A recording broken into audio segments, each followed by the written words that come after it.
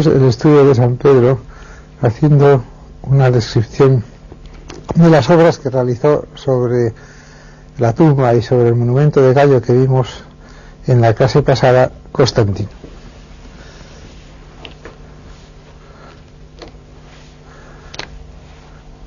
Vamos a poner una lámina.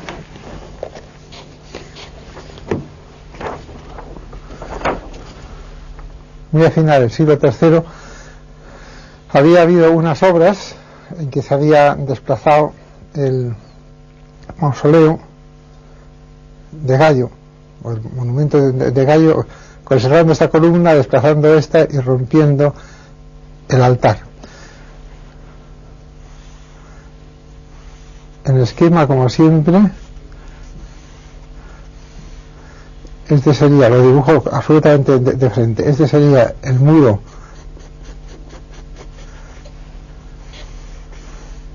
que tiene las inscripciones. Este sería el otro, que es un poco más estrecho. Ahora voy a suprimir la cubierta porque dijimos otro día que era simplemente supuesta. Aquí estaría las dos planchas de mármol o tres que constituyen el suelo. Estaría la columna que no se rompió, porque no se trasladó. Aquí estaría la columna que se trasladó. Y encima el altar, detrás la hornacina. Dijimos que probablemente tendría un frontón decorativo. No nos va a interesar por lo siguiente. Vimos que este es el muro rojo, vamos a llamarle MR, muro rojo, que claro, esto es el suelo, esto es el suelo, pero el muro rojo sigue por abajo. Vamos a cambiar de color. El muro rojo no está apoyado simplemente en el suelo, como es natural, sino que tiene una cimentación. Vamos a suponer hasta esta altura. Sigue todo el muro rojo a esa altura. Dijimos que seguía el muro rojo a esta altura, que al llegar aquí, donde estaba la tumba del santo, que ya decimos definitivamente que era el apóstol, y abajo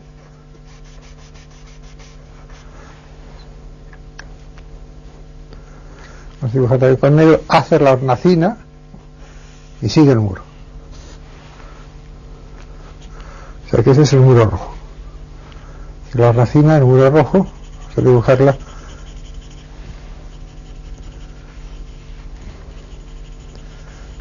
como si fuera la sombra que hace que sea curvo, que se vea curvo, y esto es todo el muro rojo que ya sigue en adelante.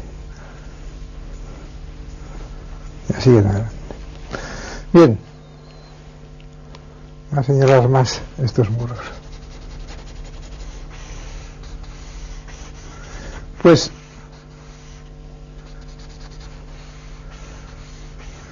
Constantino, cuando decide, los muros siguen ahí por abajo, claro, cimentados un poco por delante del muro rojo. Creo que esto se ve fácilmente. Cuando Constantino decide hacer la memoria de San Pedro, pues corta el terreno, que estaba, como vimos el otro día, inclinado, muy inclinado. Vamos a suponer que aquí, en este punto, estuviera todo este complejo que estamos haciendo ahora, que como la escala varía tanto, pues vamos a señalar solamente con un punto. Elige como cota donde va a hacer todo un plano horizontal para construir su basílica, absolutamente horizontal, este punto, esta altura. El basamento del monumento de Gallo. Trazaría aquí dibujamos una línea horizontal, de hecho sería un plano horizontal, y todo lo que sobra de la montaña lo vierte en lo que falta para hacer un plano horizontal. Como vimos, ahora veremos otra lámina. Además de cortar por aquí, conservó, al hacer ese plano horizontal, conservó exactamente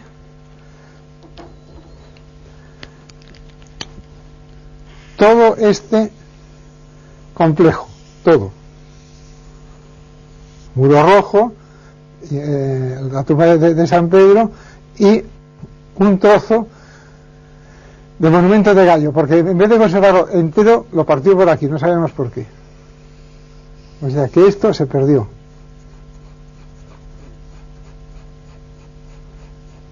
Esto se perdió. Y todo esto lo encerró, como ya he dicho otra vez, en una especie de embalaje, vamos a llamarle así, que es un gran cubo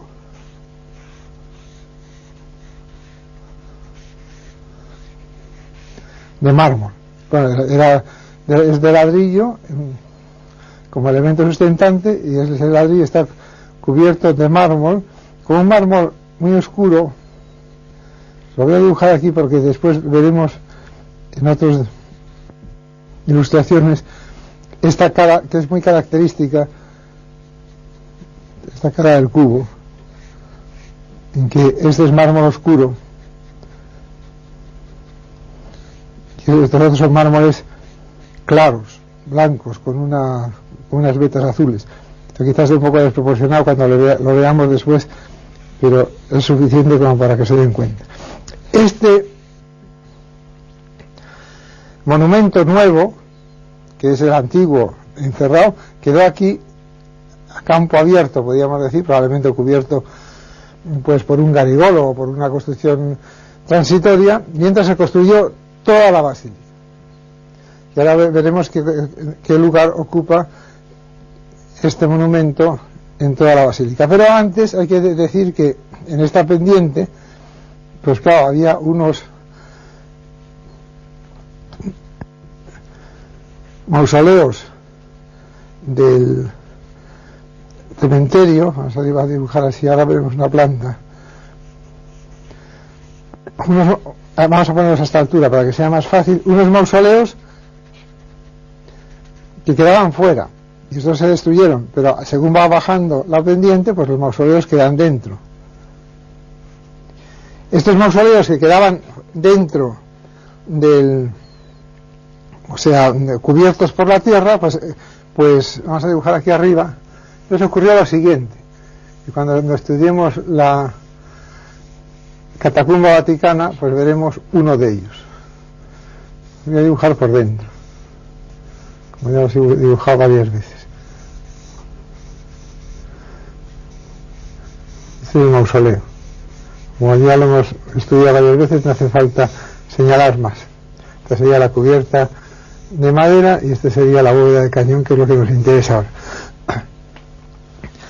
Como cubrió todos estos mausoleos nuevos, estos mausoleos que quedan debajo, con tierra, y encima iba a estar la basílica, lo que no podía dejar, porque sería una práctica arquitectónica catastrófica, dejar huecos en aquello que está cimentando, porque evidentemente al cargar encima, pues cedería el terreno. Y para que eso no ocurriera, pues en estos edificios que quedaban debajo, hizo un orificio en el tejado y los cubrió todos de arena, o sea que los rellenó, y casi podíamos decir, vertiendo arena por aquí hasta que los rellenó por completo. Casi podíamos decir que para conservarlos para nuestra época, porque ahora no ha habido nada más que sujetar la tierra que estaba encima, ahuecar, sacar toda la arena de estos mausoleos, y se han conservado, se han visto los mausoleos exactamente como estaban en el momento en que los enterró Constantino. Y ahora vamos a ver una lámina que vimos ayer y que es interesante para no perderse lo que ocurrió cuando Constantino hizo esa exploración. Hemos visto que conservaremos este trozo de muro rojo, quitando pues naturalmente la cubierta que dijimos que era supuesta, que es este que he dibujado aquí, ahí atrás. Un trozo de muro rojo hasta por aquí, después y un trocito hasta aquí, otro trocito hasta aquí de muro rojo, nada más. Pero al cortar a esta altura, si se dan cuenta, pues de lo que está detrás, cortar por este plano, de lo que está detrás se conserva todo lo que esté debajo, está debajo una línea aproximadamente por ahí, o sea que se ha conservado, y por eso tenemos ahora todo el pavimento del clivus, parte de la puerta esta que sí está aquí detrás, más de todo no nos interesa para nosotros, pero se ha conservado toda la planta de estos dos mausoleos, y también se ha conservado la planta, al cortar por aquí, la planta baja, parte de la planta baja de el columbario, y un trocito de la planta alta que nos permite, un trozo bastante grande de este, pero vamos, al fin y al cabo es un trocito de este pavimento que es de mosaico, es un mosaico muy sencillo, pero que nos permite conocer ya que el segundo piso tuvo un pavimento de mosaico. Vuelvo a repetir que al cortar por este plano de aquí abajo, todo lo que se queda debajo de este plano, para hacer su gran basílica, que yo creo que vamos a ver ahora la situación también en unas láminas que vimos prácticamente ayer, pero que vamos a seguir analizando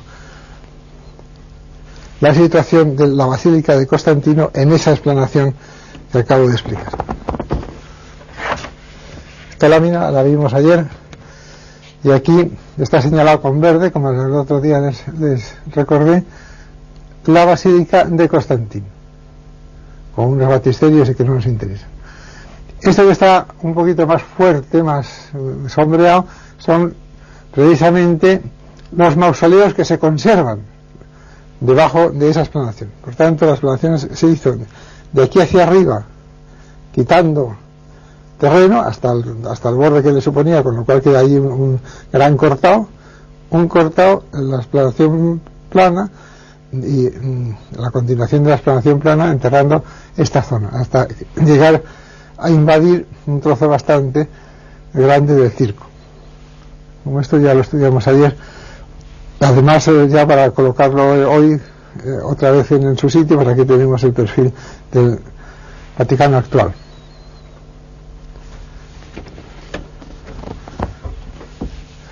Y ahora vamos a ver cómo fue, lo hemos visto ahí en una planta rápida, cómo fue la basílica de Constantino. Tenía dos elementos principales: un gran atrio,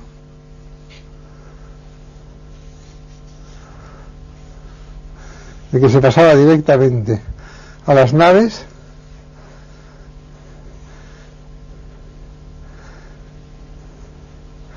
vamos a dibujar los ejes de las columnas para poderlas poner después. Es una nave central muy ancha, fue una nave central muy ancha, con 22 columnas por fila. Vamos a ver cuántas salen: 1, 2, 3, 4, 5, 6, 7, 8, 9, 10, 11 y 12. En medio colocaríamos las otras y nos saldrían las 24, cosa que no interesa porque no estamos haciendo la planta exacta, las columnas. Detrás de las columnas viene un nártex, mejor dicho, un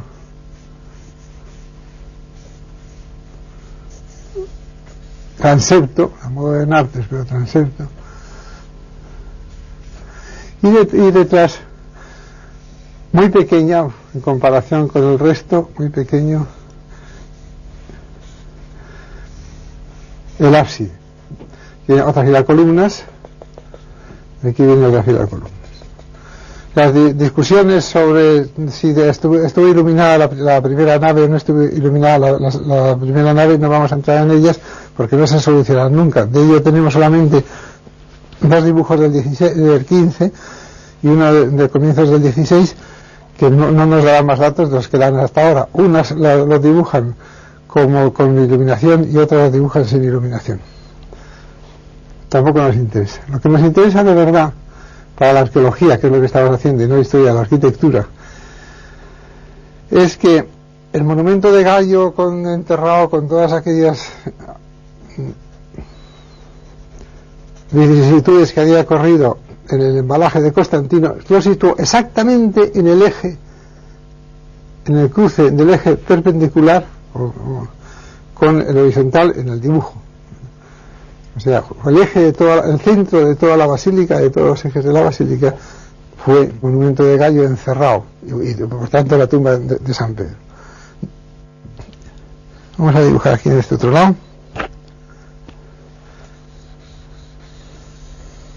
¿Cómo fue?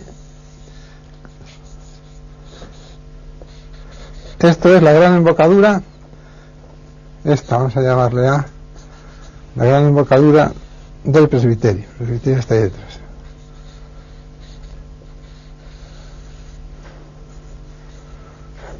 Esto seguramente tuvo una decoración de un pantocrátor, pero eso ya no lo sabemos, esto es todo supuesto.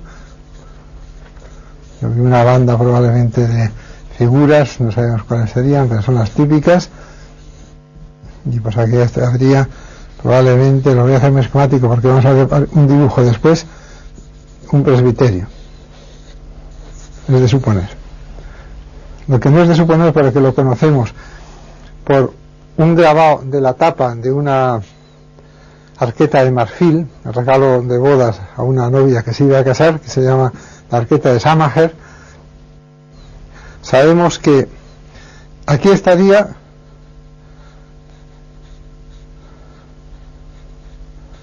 el monumento de Constantino, ese gran cubo al que me he referido ya varias veces. Hizo un cancel, un enorme cancel, que ahora veremos algún dibujo, soportado por unas columnas salomónicas, en parte salomónicas y en parte partidas, que en este momento todavía se conservan en una de las ventanas. Esa es la parte salomónica de la columna. Después viene una zona lisa y otra zona salomónica. Salomónica saben que es pues como un tornillo retorcido, como una trenza. Y después viene otra que son los capiteles corintios. Y aquí unas bases. Tiene una columna aquí, allí, otra columna en el centro, o podría tener, quiero decir, otra columna aquí hacia afuera, otra en el y otra en el borde. Probablemente tuvo otra en el centro, otras dos. De la representación de la caja parece que tuvo tres. Un cancel que iba de lado a lado. Un cancel que iba de lado a lado y después otro cancel que salía hacia aquí fuera. Hacia aquí fuera.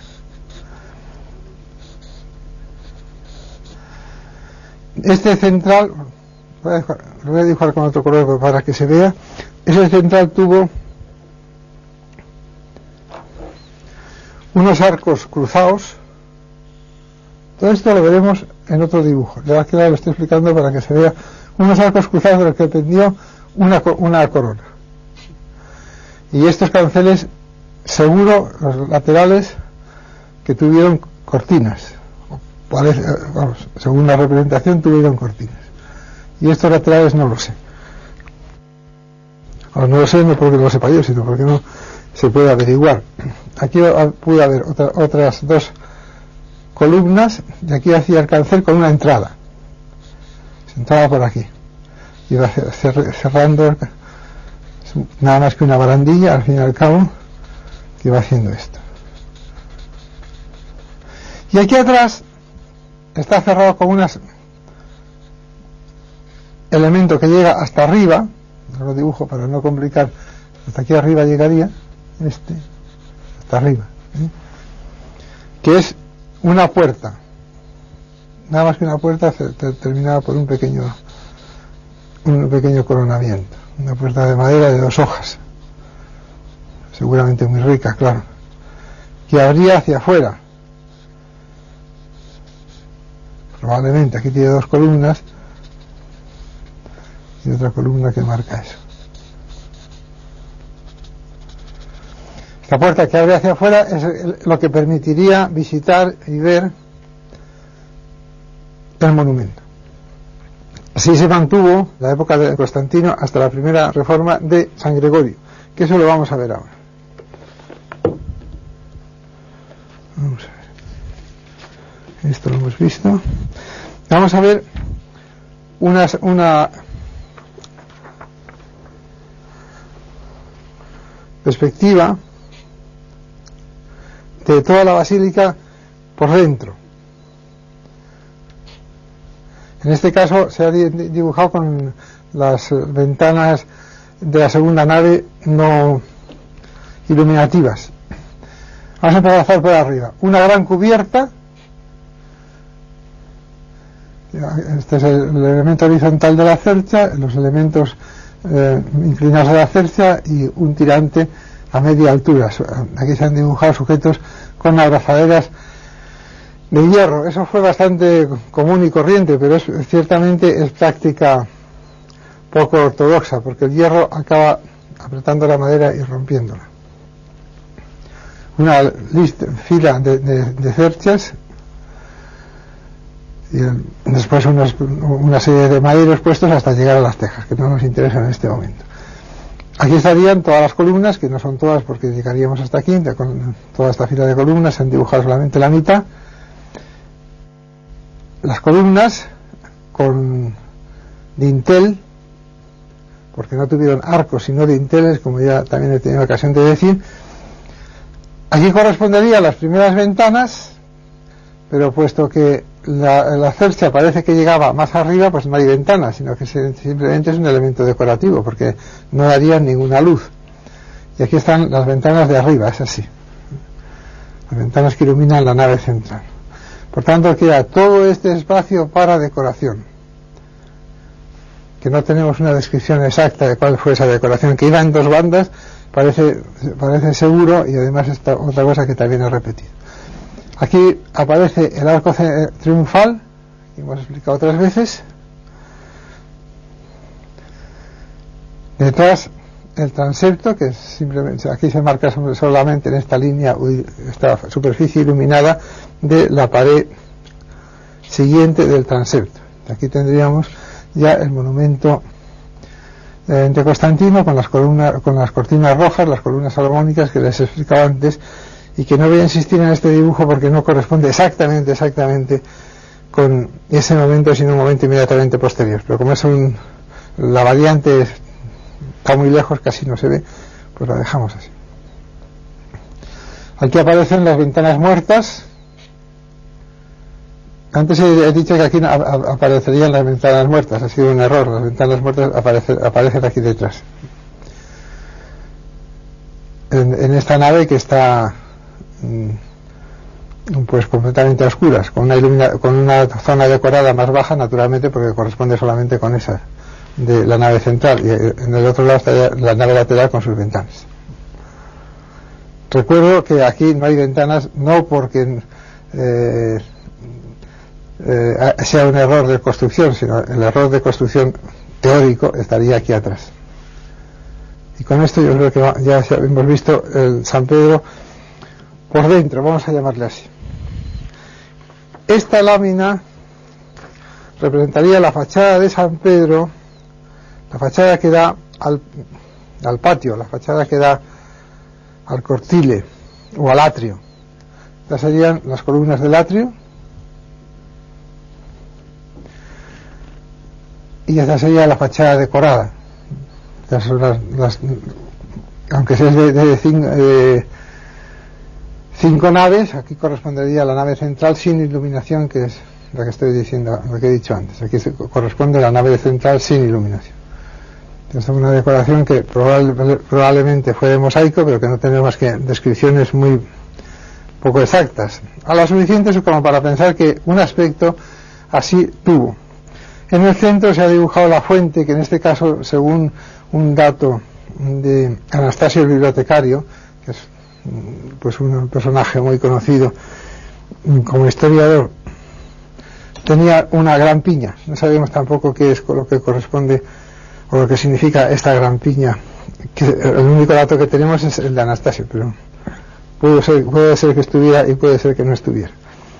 Y vamos a ver también, voy a quitarlas para que no nos desconcierte. Vamos a ver la entrada de San Pedro.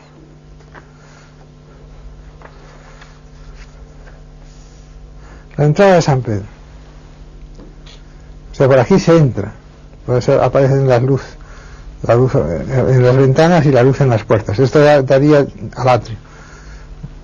Pues toda la decoración lateral que les he dicho antes, las ventanas perimetrales, y en este caso ya unas ventanas en la fachada, que son fáciles de suponer y que no estaban dibujadas, por cierto, en la fachada que hemos visto antes. Las grandes columnas de la nave, y aquí se ven perfectamente la situación de las perchas para cubrir el tejado. Pues este gran edificio, pues maravillosa obra de arte, evidentemente, de la época de Constantino, perduró, como sabemos, hasta el siglo XVI, en que fue totalmente arrasada. Vamos a ver también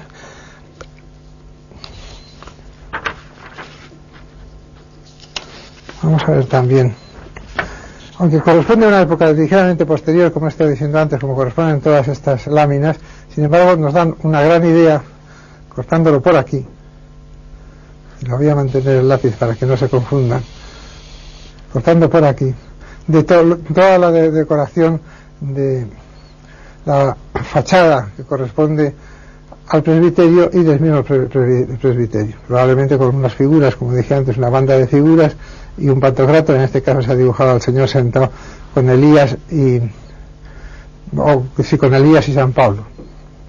Es una representación muy típica. Aquí estaría todo el presbiterio, aquí están las líneas del presbiterio, y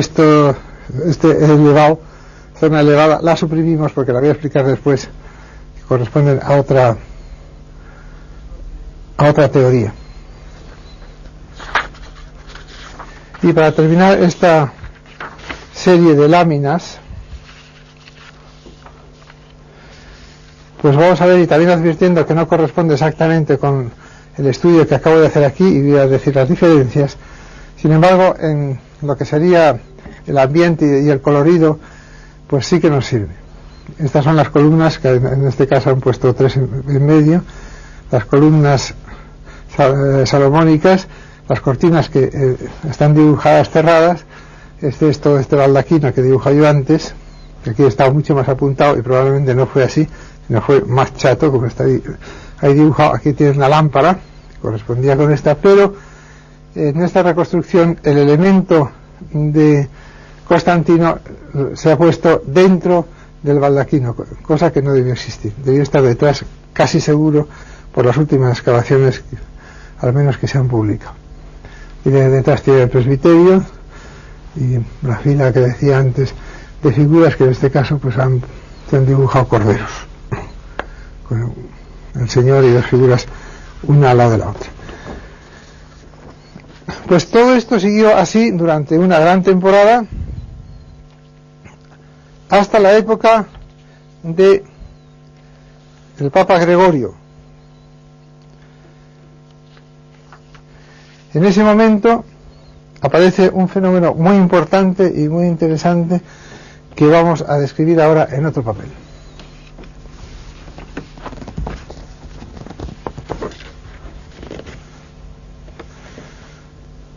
Después veremos una lámina, pero ahora voy a dibujar el presbiterio de Constantino, pero en vez de visto por delante como lo había dibujado antes, lo voy a dibujar visto por detrás.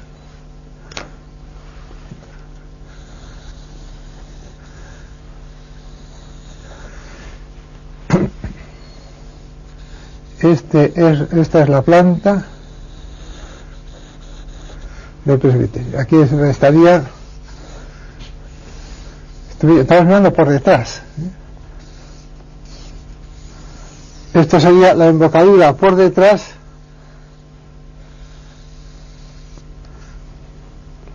No lo voy a dibujar porque si no lo complicamos mucho, pero por ahí estaría así. Esto sería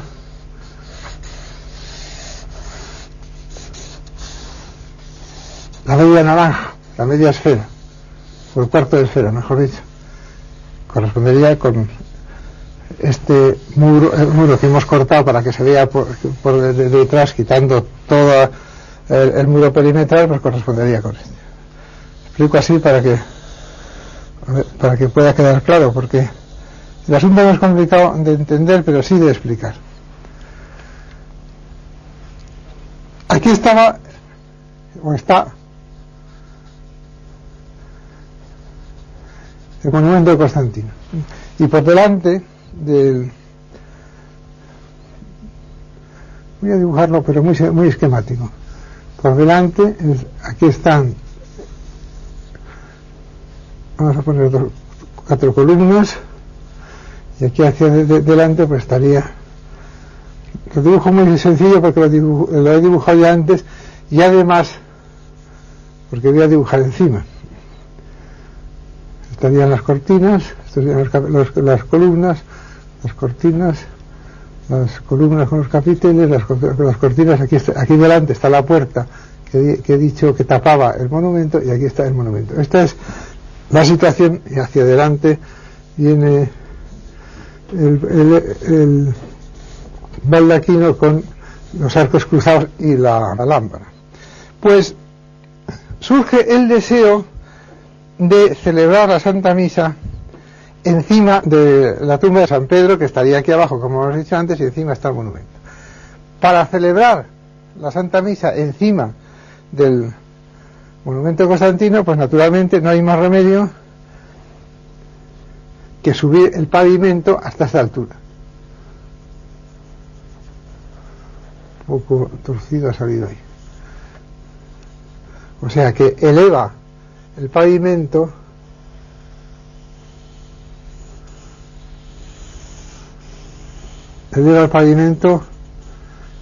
por tanto va haciendo aquí, ahora veremos cómo lo eleva, que es muy interesante, pero de momento vamos a quedarnos simplemente con que eleva el pavimento.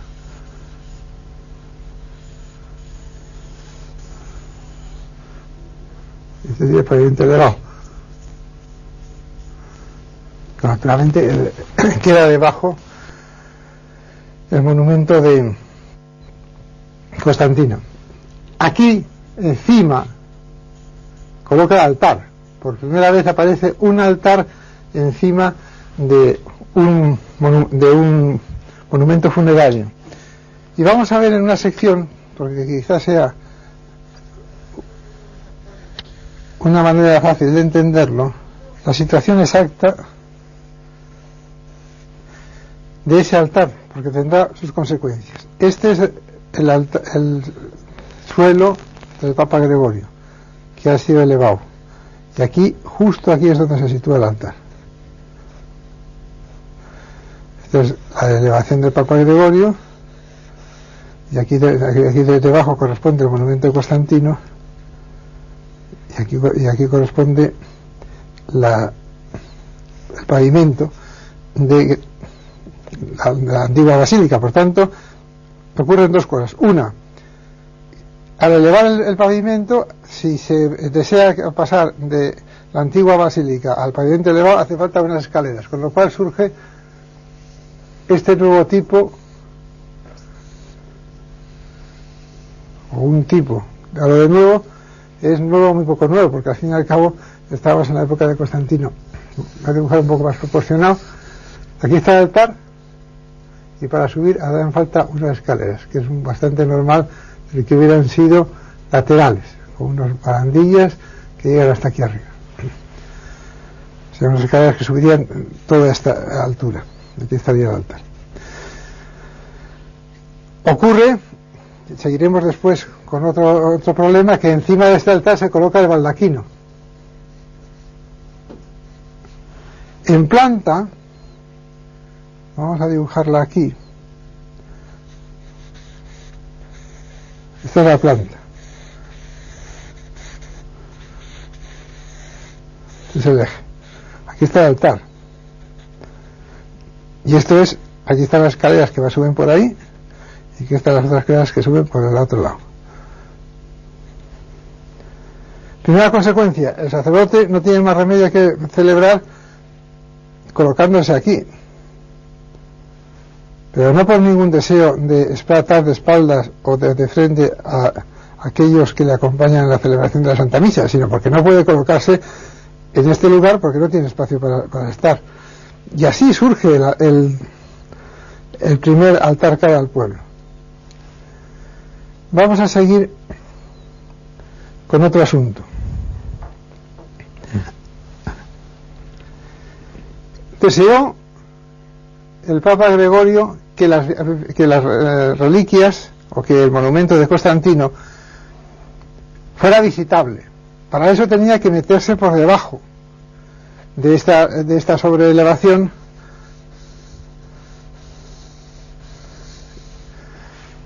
para visitarlos. Pero ocurre una cosa, abrió dos puertas a los dos lados para ingresar a esa visita.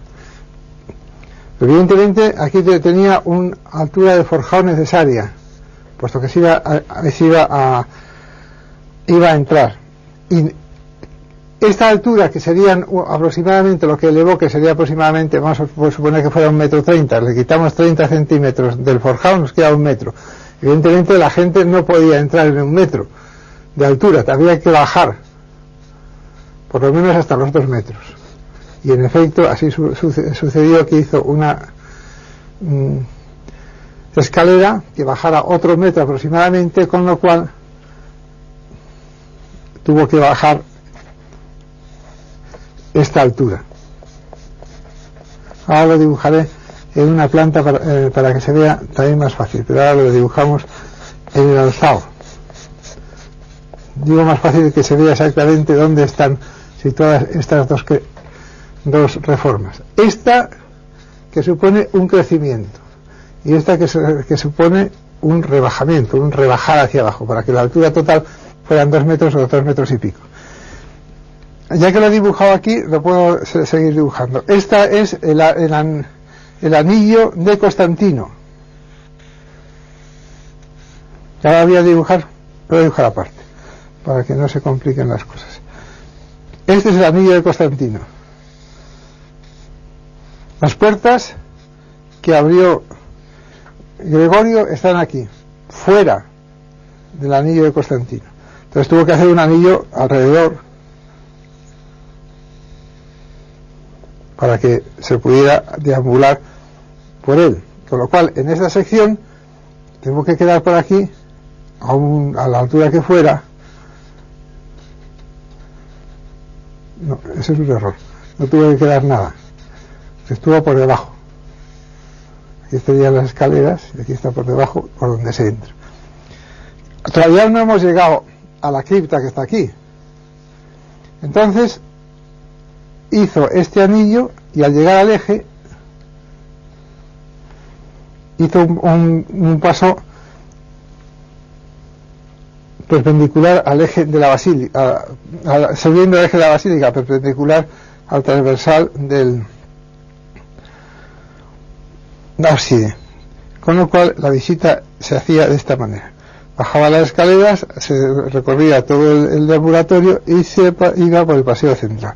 Aquí estaba el monumento de Constantino, que estaba aquí abajo. Este se podía visitar y se podía salir. Lo cual, dense cuenta que lo que ahora podríamos llamar, lo que de hecho tuvo que cubrir Constantino, lo que de hecho tuvo que cubrir Gregorio, fue solamente este aro y este pasillo, porque lo demás podía ser y fue macizo,